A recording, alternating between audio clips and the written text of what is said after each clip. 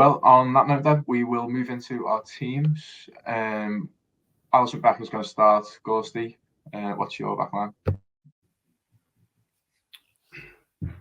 I mean, I think Ibrahim Konate's had another couple of days training, so that could mean that he could come into the reckoning. But I don't know really. I think Liverpool kept 3 clean sheets in the last 4, and I just think you need that kind of stability, that continuity and consistency to carry it on. You know, the timing of the games have been quite nice in terms of it being a Saturday night game. It's not a Saturday lunchtime game, which managers always hate after a Champions League week. So yeah, I think might just be unchanged. Yeah, agree. Yeah, I think so. Like the Napoli game next midweek's a weird one where top spot's probably not realistic. So that's the one where you think Klopp can make a few changes, and that seems a better one to put Konate in for. So yeah, Gomez and Van Dijk at centre back. And then, Trent Robertson at full back. And then you make your changes against Napoli, you make your changes against Derby. There's enough in this fixture on to break it up a little bit between the rest of the guys and get a few more back from injury. So hopefully that's a strong enough one to get the job done, keep another clean sheet. Yeah, I agree myself. Tom, 4 yeses? You just muted there, mate. But, sorry. As Theo was saying, I think Napoli's probably the right game for bringing Konate back in. You know, with there not really being too much riding on that one. So, yeah, I think it probably makes sense to try and, you know, keep it as it has been. So I think I'll go with Paul and Theo. And you? Yeah, go with the lads that are still in some form. So onto the midfield then. Is Harvey Elliott keeping his place? I know Fabinho went off, didn't he, against Ajax as well. So how do you think he'll change it around for Leeds United? It's a difficult one to guess now, isn't it? Because he went with the diamond to kind of keep Salah on Núñez in central areas, and Firmino dropped into almost a number 10 position. And I don't think anyone's seen that coming, to be honest. Thiago will return. I think Klopp said that today in his press conference. Just a case of who he wanted to rest between Henderson and Fabinho. I'd be minded to give Fabinho a breather. Keep Elliott. So that'd kind of be the midfield 3.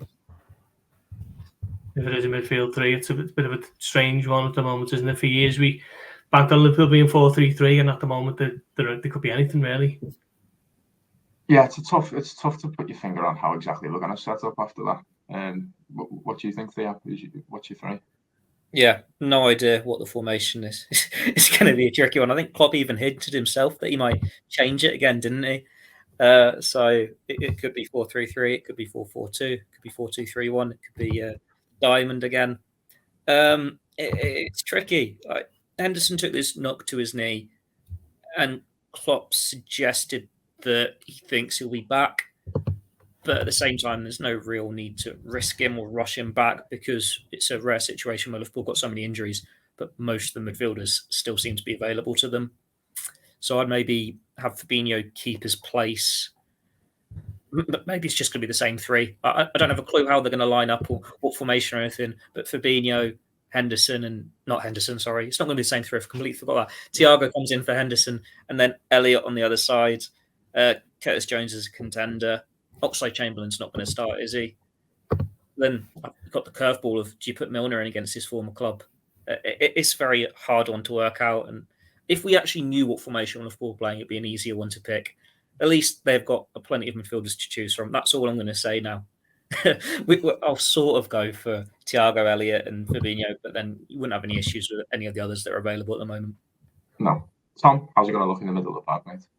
Yeah, I think Thiago, Fabinho and Elliott as well. Henderson probably, would have started had he not had that knock. So other than that, I don't think there's really many other options. I know Jones or Milner, I don't think either of them will start this one. So I think I'll go for those 3 as well.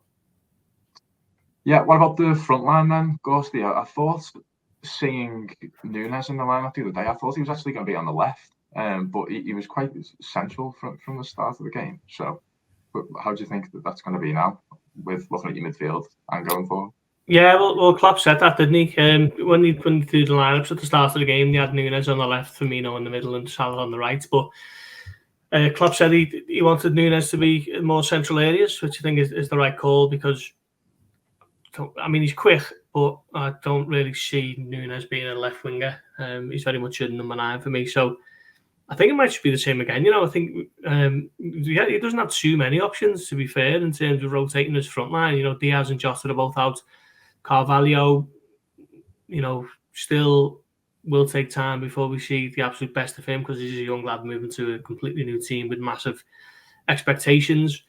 So I think we will just be as we were with Firmino in a little bit of a withdrawn role, and Núñez and Salah down the middle.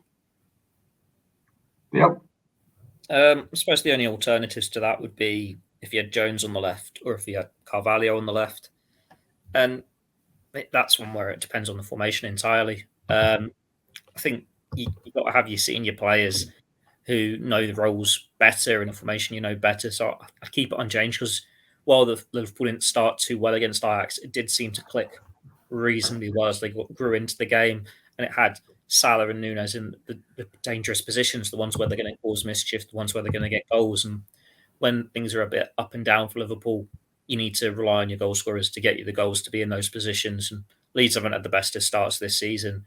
Maybe that's where Liverpool can cause the most damage. So at least having the 2 goal scorers there in the middle of the park-ish, drifting out wide if they want to, with Firmino as the number 10, that should work well again if everything clicks. But yeah, it's just so hard to call at the moment, because Liverpool are changing formation game on game, never mind starting 11. Tom, what about yourself, mate? Yeah, I think the attack, it kind of picks itself at the moment just because of the lack of options, really. So I think it's just going to be the same 3 again that we've seen against Ajax. Okay, then, score predictions. Go, Steve. Shall I go first?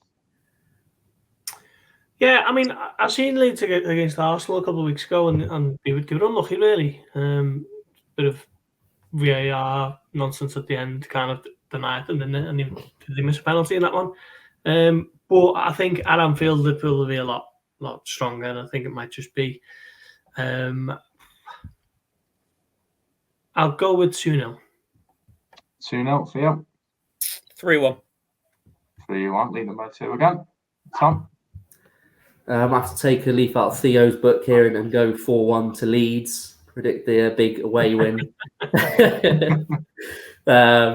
It's going to bring us luck, apparently. But no, I think